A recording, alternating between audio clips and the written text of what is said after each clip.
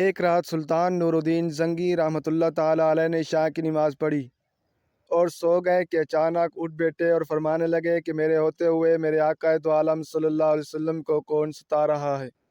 سلطان اس خواب کے بارے میں سوچ رہے تھے جو مسلسل 3 دن سے سلطان کو آ رہا تھا، جس میں سرکار دو عالم صلی اللہ علیہ وسلم نے 2 افراد کی طرف اشارہ کر کے فرمایا، یہ مجھے ستا رہے ہیں۔ اب سلطان کو قرار نہیں آ رہا تھا۔ انہوں نے چند ساتھی اور سپاہی لے کر دمشق سے مدینہ جانے کا ارادہ فرمایا۔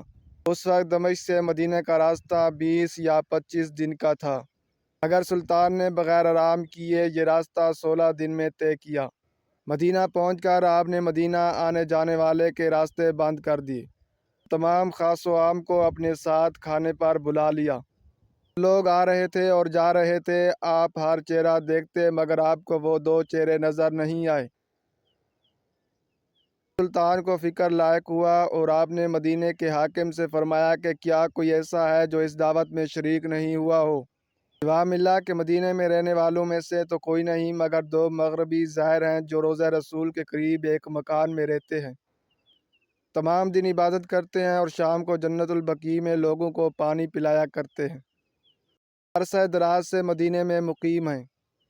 سلطان نے ان سے ملنے کی خواہش ظاہر کی۔ دونوں زائر اپنے آپ بہت عبادت گزار ظاہر کرتے تھے۔ کے گھر میں تھا ہی کیا، ایک چٹائی اور 2-4 ضرورت کی اشیاء موجود تھیں۔ یکدم سلطان کو چٹائی کے نیچے کا فرش لرزتا ہوا محسوس ہوا۔ آپ نے چٹائی ہٹا کر دیکھا تو وہاں ایک سرنگ تھی۔ سلطان نے اپنے ایک سپاہی کو سرنگ میں اترنے کا حکم دیا۔ وہ سرنگ میں داخل ہوئے اور واپس آ کر سلطان کو بتایا کہ یہ سرنگ آپ علیہ الصلوۃ والسلام کی قبر مبارک کی طرف جاتی ہے۔ یہ سن کر سلطان کے چہرے پر غیظ و غضب کی کیفیت طاری ہو گئی۔ سلطان نے دونوں زائرین سے پوچھا، سچ بتاؤ کہ تم کون ہو؟ اس کے بعد انہوں نے بتایا کہ وہ یہودی ہیں، تمہارے نبی سردار دو جہاں حضرت محمد مصطفیٰ کریم صلی اللہ علیہ وسلم کے جسم اقدس کو چوری کرنے پر مامور کیے گئے ہیں۔ سلطان یہ سن کر رونے لگے۔ اسی وقت ان دونوں کی گردنیں اڑا دی گئیں۔ سلطان روتے جاتے اور فرماتے جاتے کہ میرا نصیب کہ پوری دنیا میں سے اس خدمت کے لیے اس غلام کو چنا گیا۔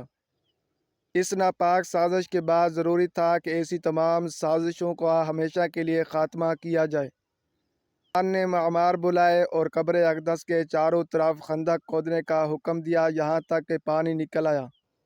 سلطان کے حکم سے اس خندق میں پگھلا ہوا سیسہ دیوار بنائی گئی اور سلطان کو سرنگ میں داخل ہو کر قبر انور پر حاضر ہو کر قدمین شریفین کو چومنے کی سعادت بھی نصیب ہوئی۔